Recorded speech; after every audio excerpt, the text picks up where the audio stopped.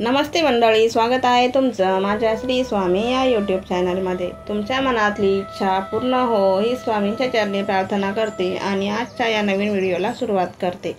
तर मैत्रिणींनो, या पितृपक्षात घरात या गोष्टी घडत असतील तर समजून जा, तुमचे पितृ तुमच्या जवळपासच आहेत। या संकेतांकडे चुकूनही दुर्लक्ष करू नका। तर बघा, 2025 मध्ये पितृपक्षाची सुरुवात झालेली आहे। 8 सप्टेंबर सोमवारपासून ते 21 सप्टेंबर 2025 पर्यंत पितृपक्ष असणार आहे। पितृपक्षामध्ये आपल्या पितरांची सेवा आपण करायची आहे, स्मरण करायचं आहे। वर्षभरामध्ये जर कधीच पितरांची सेवा करत नसाल, त्यांचं स्मरण करत नसाल, तर या पितृपक्षामध्ये अवश्य तुम्ही हे काम करायचं आहे। ज्याप्रमाणे आपल्या कुलदेवीचा कुलदेवांचा आशीर्वाद आपल्यावर असणे महत्त्वाचे आहे, त्याचप्रमाणे आपल्या पितरांचा आशीर्वाद देखील आपल्यावर असणे खूप गरजेचे आहे। आपल्या पितरांमुळे आपल्याला हे जीवन मिळालेलं आहे। जे काही आपण आज हे जीवन जगत आहोत ते केवळ फक्त आपल्या पितरांमुळेच। आपल्याकडे जेही काही धनवैभव ऐश्वर्य आपल्याला मिळालेलं आहे ते फक्त आपल्या पितरांच्या कृपेमुळेच असतं। त्यामुळे या पितृपक्षामध्ये त्यांचं स्मरण करून त्यांचे आभार मानणे म्हणजेच पितरांची सेवा करणे। तर काही महत्त्वाच्या गोष्टी आहेत ज्या पितृपक्षामध्ये नक्की आपण करायच्या आहेत। तर यामध्ये बघा, पितरांना घास ठेवणे हे महत्त्वाचं आहे। तुम्हाला जर पितृपक्षातील तुमच्या पितरांची तिथी माहीत नसेल तर तुम्ही सर्व पितरी अमावास्येला पितरांसाठी घास ठेवायचा आहे।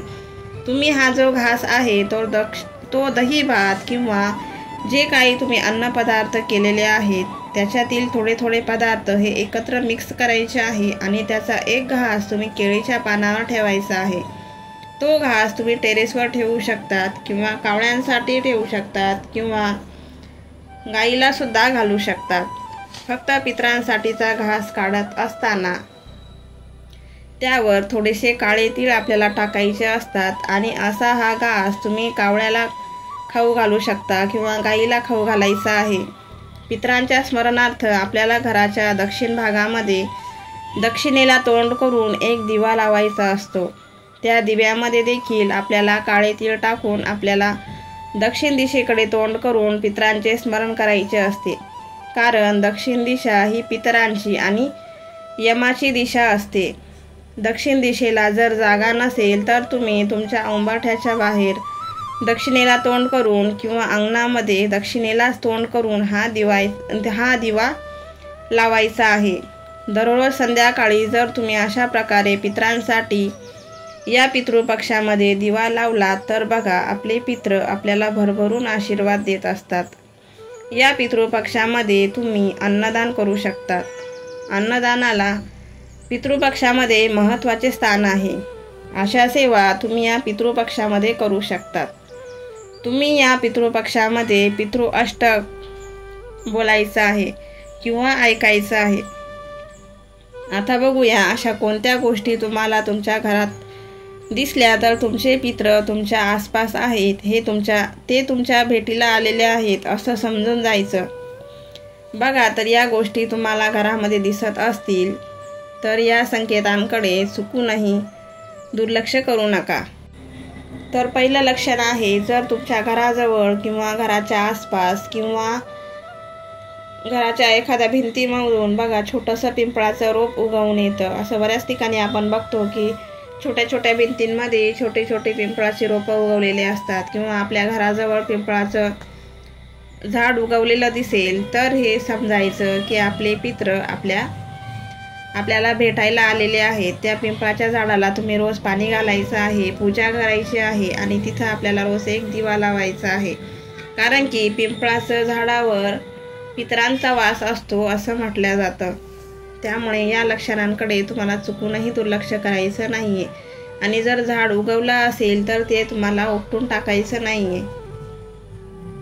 तसेच घरामध्ये काळ्या किंवा लाल मुंग्या होणे, तर बघा बऱ्याच वेळेला आपल्या घरामध्ये काळ्या किंवा लाल मुंग्या येतात आणि आपण त्यांना चॉक फिरवतो किंवा पावडर वगैरे टाकून आपण त्यांना नाहीशा करतो। पण या पितृपक्षामध्ये या 15 दिवसाच्या कालावधीत तुम्हाला बिलकुल असं करायचं नाही आहे. तर त्या काळ्या किंवा लाल मुंग्या जर असतील तर त्या आपल्याला काहीच त्रास देत नाही.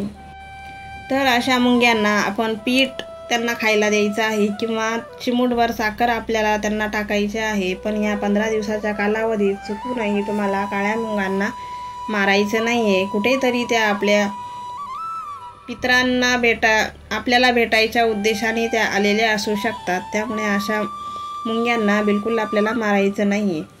तिसरं लक्षण असं की अचानक आपल्या घराबाहेरची तुळस सुकायला लागणे, हे पण एक पित्र जवळपास असल्याचंच लक्षण असू शकतं. त्यामुळे तुळशीला दररोज पाणी घालून तुळशीची काळजी घ्यायची आहे. तसंच जर जास्तच तुळस सुकून गेली असेल तर त्या जागेवर नवीन तुळस आपल्याला लावायची आहे. तुळशीमध्ये आपल्याला तुपाचा दिवा लावायचा आहे.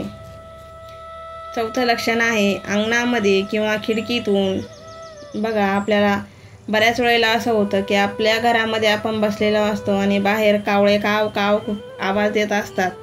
तर हे पण एक लक्षण आहे की आपली पित्र आपल्याला बघत आहे किंवा त्यांचं लक्ष आपल्या घरावर आहे. जर तुमच्या घराजवळ पण किंवा अंगणातून किंवा खिडकीतून कावळा जर तुम्हाला आवाज देत असेल तर त्याला नक्कीच तुम्ही भाकरीचा तुकडा द्या किंवा पोळी खाऊ घाला किंवा तुम्हाला जेही आवडत असेल त्या गोष्टी तुम्ही कावळ्यांना खायला द्यायच्या आहेत. त्यांच्यासाठी पाणी बाहेर ठेवायचं आहे. या 15 दिवसात कावळ्यांना खाऊ घालणं खूप शुभ असतं. या 15 दिवसातच काय पण कायमस्वरूपी पण तुम्ही आपल्या घराबाहेर जिथंही मोकळी जागा असेल त्या ठिकाणी एका प्लेटमध्ये कावळ्यांना खाण्यासाठी काहीतरी टाकायचं आणि एका छोट्या वाटीमध्ये कावळ्यांसाठी किंवा इतरही दुसरे पक्षी येत असतील तर त्यांच्यासाठी आपल्याला पाणी ठेवायचं आहे.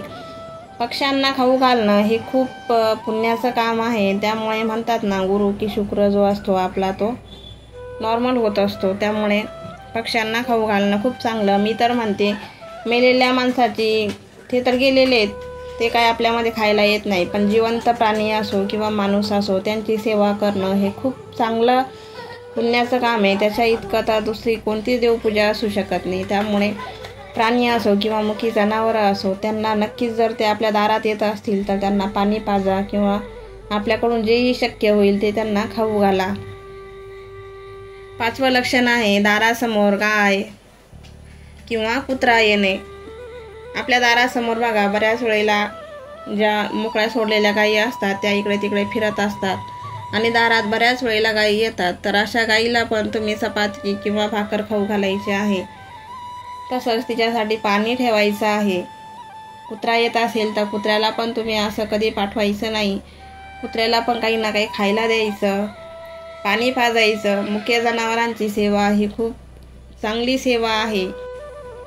अशा पद्धतीने आजची माहिती जर तुम्हाला थोडीही हेल्पफुल वाटली असेल तर माझ्या व्हिडिओला लाईक करा. चॅनलवर जर तुम्ही नवीन असाल तर चॅनलला सबस्क्राईब करा. भेटूया पुन्हा नवीन अशा एक छानशा व्हिडिओमध्ये. तोपर्यंत धन्यवाद.